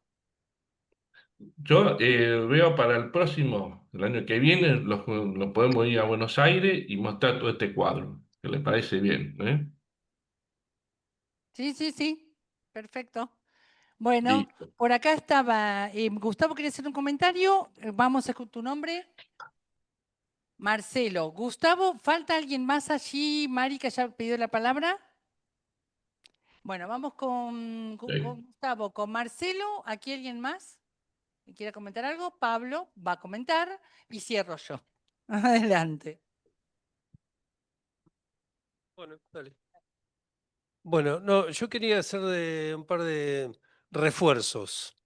Primero, reforzar la apreciación de Martín, porque creo que ahí hay un núcleo de trabajo que es fundamental y no es sencillo, pero me parece que eso hay que plantearlo claramente. Creo que es el momento de plantearlo. El segundo punto es cómo subir, a ver cómo lo explico gráficamente, cómo subir de la lista de grandes capacidades, cómo subís los últimos renglones a las prioridades. Esas que siempre llenás para decir, bueno, tengo que poner 10, bueno, a ver cuántas nos faltan, 3, bueno, pone coordinación, pone participación, pone comunicación y ya con eso llenamos la lista. Esos, porque en realidad esos conceptos que uno los va poniendo para rellenar, me parece que la coordinación y la participación es lo que han estado planteando de alguna manera, pero con dispositivos diferentes. Es como decía Silvio Rodríguez, arando el porvenir con viejos bueyes. Si nosotros volvemos a la idea de la burocracia enraizada y demás ideas, con dispositivos diferentes, vos ganás algo que en su momento lo planteaste en una charla anterior, es esa cita que hacías de Galasso, de en dónde encuentro, yo puedo hacer algo bueno, el problema es si tengo el poder. Entonces, no hay que tener razón, sino hay que tener poder. ¿En dónde logro ese poder? Y yo creo que en esta instancia mucho de ese poder está en la relación con la comunidad. Cambiar los dispositivos de relacionamiento con la comunidad. Creo que ahí hay otro punto. Y se me había aparecido una idea. Sí. Bueno, algo, pero que no sean. A ver, ¿cuál es el tercero? Nosotros tenemos que volver de alguna manera a una organización pensada desde la transversalidad. Porque si volvés a organizar el Estado en función de especialidades universitarias, va a volver a pasar lo mismo. Porque los problemas están cada vez más complejos en términos de dónde se atienden. Con lo cual, lo pensaba cuando Gaby mostraba una de las filminas, digo, es absolutamente transversal. Entonces capaz que ahí se gana mucha más eficacia. Lo que pasa es que es un laburo, digo, armar eso. Pero pensarlo más en políticas que en organismos. Digo, estructurar en función de políticas y ver cómo se diseñan esos organismos. Era esa reflexión. Bueno, dale, vamos. Ah, bueno, no hay ningún problema. Casi que hago un stand-up. Bueno, mi nombre es Marcelo Islenio, soy del INTI. Como llego acá, y lamento que sea esta la última, para mí es la primera, claro, pero para mí es la primera también del año. Nos invitaron, yo formo parte de la coordinación de Ciencia y Técnica de ATE, también formo parte de la Comisión de Ciencia y Técnica del PJ, y me llamaron y me dijeron, che, mira, ¿por qué no vas? Y vamos en representación de la coordinadora o de la Coordinación de Ciencia y Técnica de ATE Nacional. Nosotros, a mí es un tema que realmente es preocupante, es es una alegría que también lo tenga en la cabeza Cristina, porque nosotros lo estamos discutiendo desde hace rato de manera informal. Y el martes pasado nosotros hicimos un gran encuentro en Bursaco, en la sede de ATE, donde concurrieron diferentes personalidades, candidatos. Me pareció algo que fue particularmente para mí maravilloso. Una corrección sobre lo que vos, Claudia, dijiste. Yo creo que si hacemos las cosas bien, entra Rivas. Que si hacemos las cosas, 21 es. Jorge Rivas es 21. Y bueno, yo creo que si hacemos las cosas bien, bueno. A ver, de lo que yo estaba pensando en hablar y los escuchaba muy atentamente, me parece que hay una cuestión que deberíamos tener en cuenta en lo que tiene que ver con el Estado. El compañero hablaba de empresas como Bunge y que eso no sería el Estado, y yo considero que sí. Bunge también piensa en el Estado. Hay un pensamiento del capitalismo y de la derecha sobre el Estado. No es que nosotros pensamos el Estado y lo pensamos bien y ellos no lo piensan o directamente no lo quieren. Lo quieren de otra forma. Nosotros tenemos en mente un Estado participativo y ellos tienen en mente un Estado liberal. Cuando el compañero hablaba de hacer un Estado chiquito, no es que quieren hacer un Estado chiquito, quieren hacer un Estado bobo, no grande, chiquito para que no controle. Entonces ellos poder tener más libertad. Y me parece que en todo lo que tiene que ver, yo formo parte de un organismo, formo parte del sistema científico-tecnológico, orgulloso de lo que soy, orgulloso de ser estatal, y me parece que lo que nosotros tenemos que tener en cuenta, y esto es una discusión que yo la tengo desde hace muchísimos años, es que en la Argentina no hay política de Estado. Hablamos del Estado, pero no hay una política del Estado. Cambia un gobierno, cambió todo, sea lo que sea. Y si uno se pone a pensar, la única suerte que nosotros tuvimos, yo no la viví la época, o sea, el primer y segundo gobierno de Perón, pero la suerte que nosotros tuvimos fue tener a Néstor, Cristina, que donde hubo una continuidad. Pero ahí tampoco hubo una política de Estado, había política de gobierno y no sentaron las bases. Yo creo que no tuvimos y no tuvieron ellos tiempo para poder tener un Estado que tenga una política de Estado. Yo trabajo en el INTI hace más de 25 años y el INTI no es lo mismo cuando yo entré que cuando estuvo Néstor, que cuando estuvo Cristina. Después cuando vino Macri, después cuando vino Alberto y ahora. O sea, ahora es un desastre, realmente es un desastre. Pero nosotros nos tenemos que dar una política para lograr tener bases muy sólidas. Y yo considero, como bien dijeron antes que hablara yo, que tenemos cuadros, y notables cuadros dentro del propio, o sea, el propio empleado del Estado. El empleado del Estado, lamentablemente, lo estigmatizamos, donde además hemos perdido una batalla cultural enorme. Todos nos reímos con el personaje de Gasalla. Y para mí fue nefasto, porque aparte nos generó eso, y además hasta tenemos memes donde hay un pozo, 5 o 6 personas, y esos son empleados estatales que están mirando a uno que está cavando el pozo. Eso es una basura, porque no somos así. Yo estoy formado en el Estado desde que hice el colegio primario. El jardín de infante era estatal, mi colegio primario del Estado, el secundario del Estado, la universidad del Estado. Hice 3 posgrados gracias a estar en el Estado. Si no, no lo hubiera podido hacer. Entonces tengo la obligación de devolverlo. Eso porque todo mi conocimiento académico está en base a eso. Me parece que eso es lo que tendríamos que discutir. ¿Dónde sacamos los cuadros para tener cuadros formados, para tener, digamos, dirigentes, no los dirigentes, grandes dirigentes nacionales, los organismos, muy pocos organismos, salvo el INTA, y un poco la Comisión Nacional de Energía Atómica, tienen dirigentes que salen de su propia base. El resto casi nada. Y después no me voy a poner a hablar de todos los organismos porque son un montón.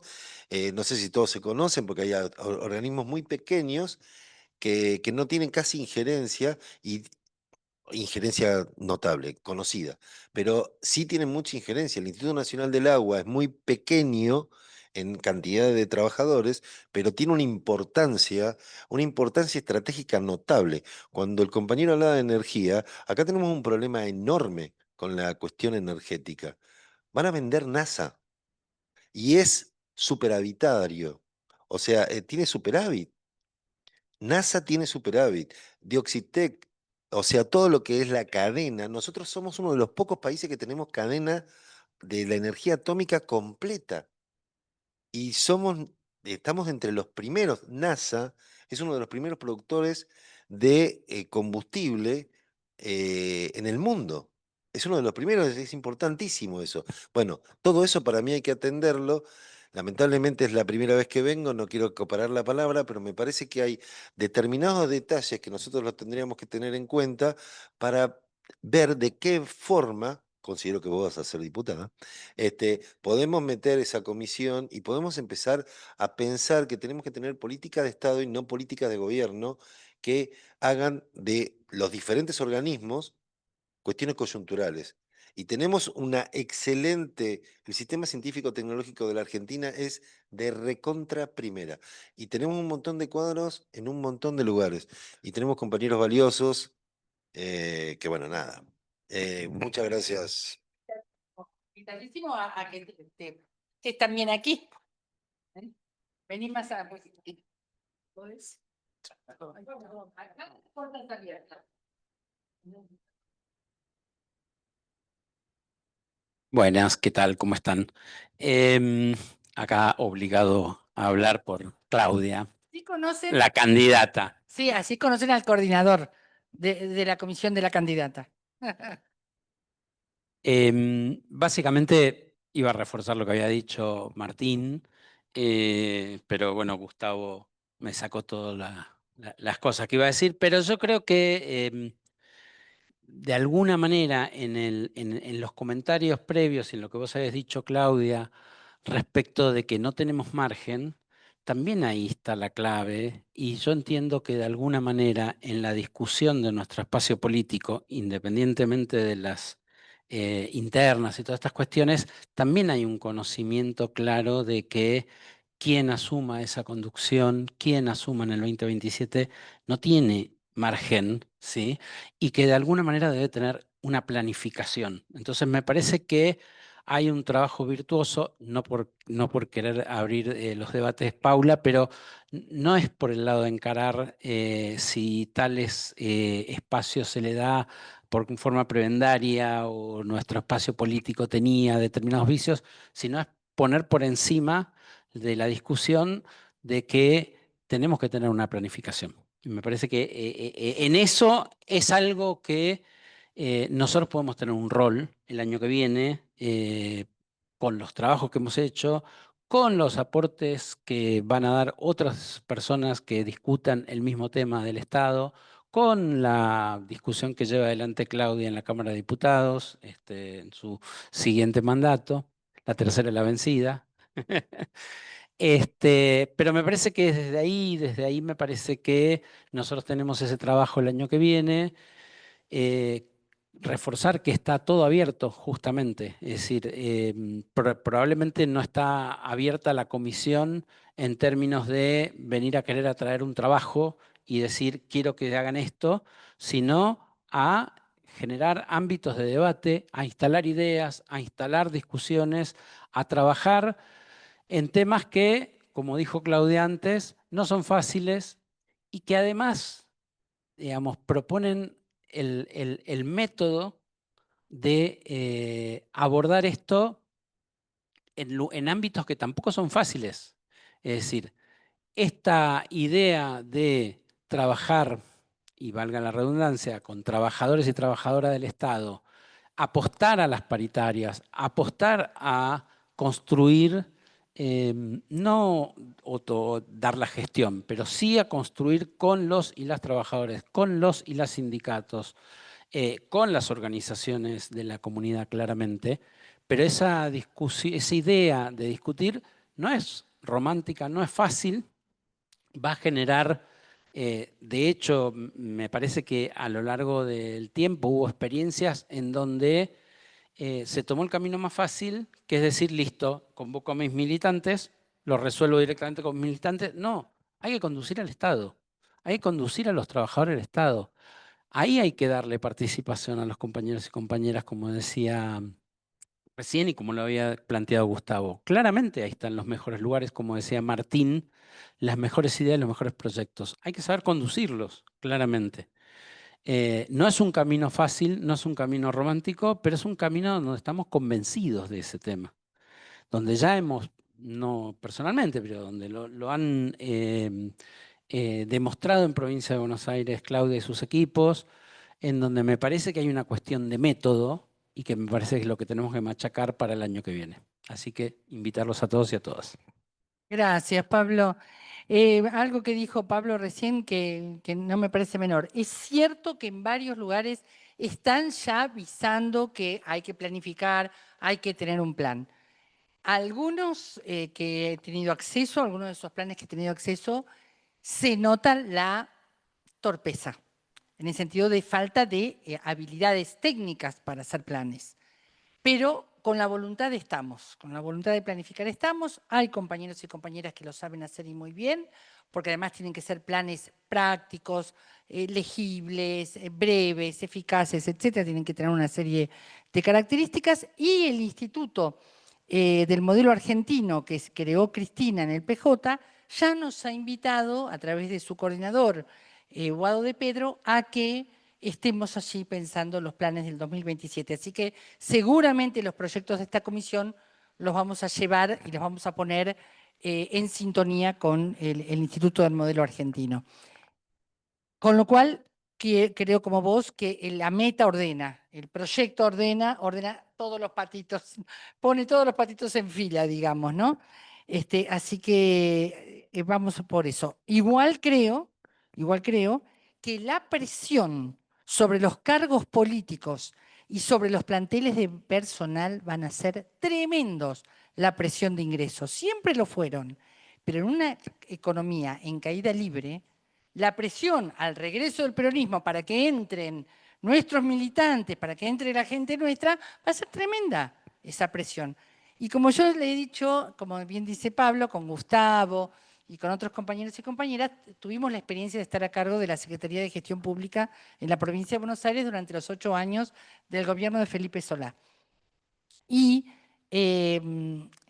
siempre cuando hacíamos estos procesos de selección, nuevos formatos de trayectoria pública, diseños de organigramas e ingreso de personal, recuerdo tanto en la experiencia del ingreso al 911 de Arrañán, el ingreso en el mercado central que probamos, el ingreso que probamos varios diseños en varios municipios, yo recuerdo que siempre le decía lo mismo a los intendentes: quédate tranquilo, que todos esos currículum que vos recibiste, el 80% va a ingresar, porque en general, por el tipo de evaluación que tienen las nuevas formas de carrera, va a tener muchísima importancia que esas personas tengan una experiencia militante, no solo experiencia profesional.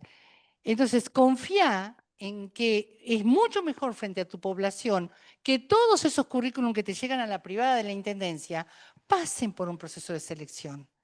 Es mejor para la persona y te libera a vos, y es mejor para la sociedad que ve que te preocupas por tener los mejores planteles. Y yo te aseguro que en el 80% de los casos va a coincidir quien quisieras vos que entrara con el que efectivamente va a ingresar. Y el que te sea una sorpresa, te puedo asegurar que va a ser una grata sorpresa. Siempre recuerdo en el caso de Arrañán que él no nos dijo nada acerca de, y entrevistamos a miles de personas, no nos dijo nunca llamen a fulanita o llamen a menganito. Hoy el 911 sigue siendo una oficina prestigiosa por la gente que tiene convocada, a través de procesos donde el decisor tomó la decisión de dejar que nosotros hiciéramos procesos de selección en búsqueda de los mejores, que por supuesto involucraba también, entre que los mejores fueran también personas con causas militantes, que siguieran, que estuvieran convencidos de la militancia contra la inseguridad de las víctimas, por el derecho de las víctimas y por el derecho de las mujeres, que fueron siempre las más atendidas en el 911. nosotros creemos que, esto lo hemos discutido en la comisión, te adelanto una vieja discusión, nosotros creemos que no hay políticas de Estado porque este país está en disputa, porque este continente está en disputa. Es un continente donde que lo desean propios y ajenos, es un continente que tiene los recursos naturales que el mundo necesita, por eso hay corporaciones que buscan extraer nuestros recursos y por supuesto eso nos da una enorme inestabilidad. Y tendremos que en algún momento ganar los buenos y tener periodos de estabilidad que permitan políticas a largo plazo. Pero mientras nuestro Estado esté en disputa, eso no va a ser posible. Bueno, gracias por estar hasta esta hora con nosotros. Gracias a los compañeros y compañeras del Zoom. Nos vamos a seguir comunicando a través del WhatsApp, a través de otros medios, y ya les contaremos el año que viene cómo nos organizaremos y quizás más aceleradamente si entramos hasta Jorge Rivas, como vaticina acá el compañero, los convocaré más rápidamente para que esta comisión sea mi asesora en la banca de diputados de la Nación. Bueno, muchas gracias a todos y a todas. Gracias, gente. Pueden saludar, abren los micrófonos para saludar. Chaucito. Chau, chau. Pablo, tenés toda la razón, ¿eh? Estoy totalmente de acuerdo con lo que se dijiste. Chao. Totalmente. Un beso. Chau, chau. Hola y chao. Éxitos para el domingo. Nos vemos. Fuerza patria arriba. Gracias. Gracias. Chau, chau. Chao. Chao, hasta luego. Éxitos para el domingo. Nos vemos, compañeros. Nos vemos. Bueno, quedamos unos poquitos, cerramos Éxitos, nos vemos y nos preparamos para el domingo. para festejar. Yo diría para el lunes el festejo, porque la van a embarrar, pero cuando la embarren no hay que desesperar. Chau, chicos, cierro.